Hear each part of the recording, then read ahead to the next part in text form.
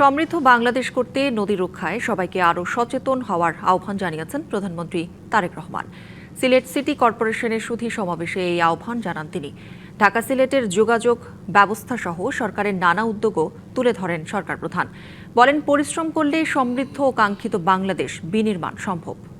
পুণ্যভূমি একই সঙ্গে পাহাড় টিলার প্রাকৃতিক সৌন্দর্য শোভিত চায়ের দেশ খ্যাত সিলেটে শনিবার সকাল 10টার দিকে পৌঁছান প্রধানমন্ত্রী তারেক রহমান। বিমানবন্দর থেকে সরাসরি হযরত শাহজালাল রহমতুল্লাহের মাজারে যান। বৃষ্টিস্নাত আবহে মাজার জিয়ারতে দেশ ও দশের উন্নয়ন এবং শান্তি কামনা করা হয়।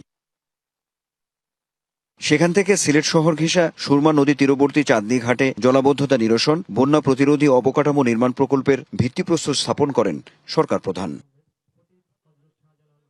এরপর সিলেট সিটি কর্পোরেশনের সুধী সমাবেশে উপস্থিত হন তিনি। বক্তব্যে প্রধানমন্ত্রী বলেন, অতিবৃষ্টি, পাহাড়ি ঢলে প্লাবিত হওয়া রোধ সহ কৃষি উন্নয়ন নিশ্চিত করতেই মূলত খাল খনন কর্মসূচি চালু করা হয়েছে। আন্ডারগ্রাউন্ড ওয়াটার লেভেল যেটা আছে সেটা শুধু সিলেট সিটি কর্পোরেশনে নয়, এই সমস্যা ঢাকাতেও আছে, এই সমস্যা অন্য অনেক শহরগুলোতেই আমাদের আছে। আমাদের জন্য যেটি একটি বড় সমস্যা হচ্ছে, যেভাবে আমরা মাটির নিচে যে পানি আছে এটিকে যে টেনে তুলছি, এছাড়াও কৃষিকার্যের জন্য একই কাজ আমরা করছি, এটি ধীরে ধীরে একটি ভয়াবহ অবস্থার দিকে নিয়ে যাচ্ছে পুরো পরিস্থিতিকে। পানিটাকে যাতে আমরা ব্যবহার করতে পারি, জলাবদ্ধতাও যাতে না হয়, মানুষেরও কষ্ট না হয়, সেটি কৃষির সুবিধার জন্যই হোক, পানিটিকে মানুষের ব্যবহারের সুবিধার জন্যই হোক, আমরা খালগুলো খনন করতে চাচ্ছি দেশে, যাতে আমরা অতিরিক্ত যে পানি থাকবে সে পানিটাকে যাতে আমরা ধরে রাখতে পারি এবং প্রয়োজনের সময় আমরা সেটিকে মানুষের প্রয়োজনে আমরা ব্যবহার করতে পারি। প্রধানমন্ত্রী ঢাকা সিলেট মহাসড়কের দুরবস্থার কথা তুলে ধরে তা নিরসনের প্রতিশ্রুতি দেন। বলেন, সড়ক পথের পাশাপাশি রেল যোগাযোগ আরও বেশি উন্নত করা হবে। 200-র বেশি সার্ভিস ও ফিচারে লেনদেনের সব বিকাশ অ্যাপে সম্ভব।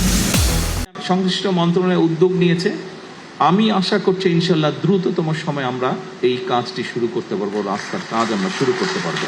সময় লাগবে, তবে কাজটি শুরু করলে ইনশাল্লাহ শেষটা এক সময় হবে। সেজন্য রাস্তা যদি নির্মাণ করি আমরা, একই সাথে কিন্তু আমাদের ফসলি জমিও নষ্ট হচ্ছে, সেজন্য সেই বিষয়টাকে আমাদের মাথায় রাখতে হবে। অবশ্যই রাস্তার উন্নয়ন, আমরা রাস্তার ক্ষেত্রে যোগাযোগ ব্যবস্থা উন্নয়ন করব, কিন্তু রেলটাকে আমরা ডেভেলপ করতে চাই। স্বাস্থ্য সুরক্ষা নিশ্চিতে পরিকল্পনার কথা তুলে ধরে প্রধানমন্ত্রী জানান, সিলেট মেডিকেল কলেজ হাসপাতালের শয্যা সংখ্যা আরও বাড়ানো হবে। বিভিন্ন সমস্যা আছে, সেই সমস্যাগুলোতে তাদেরকে আমরা চেষ্টা করছি সহযোগিতা করতে। সিলেটে শিল্প কলকারখানা প্রতিষ্ঠা করা ও দেশি বিদেশি বিনিয়োগের পরিবেশ তৈরির আহ্বান জানানোর সঙ্গে পরিশ্রম করলে প্রত্যাশিত বাংলাদেশ গড়া সম্ভব বলেও মত দেন প্রধানমন্ত্রী। করব কাজ, করব দেশ, সবার আগে বাংলাদেশ। নির্বাচন ইশতেহারে নানা দিক তুলে ধরে প্রধানমন্ত্রী তারেক রহমান বললেন, সকল প্রতিশ্রুতি পর্যায়ক্রমে বাস্তবায়ন করা হবে। একই সঙ্গে তিনি সকলের সহযোগিতা চাইলেন। সবাইকে সঙ্গে নিয়ে সুখী সমৃদ্ধ বাংলাদেশ গড়ার দৃঢ় প্রত্যয় ব্যক্তও করলেন প্রধানমন্ত্রী। Anwar Hossain, DBC news, Sylhet.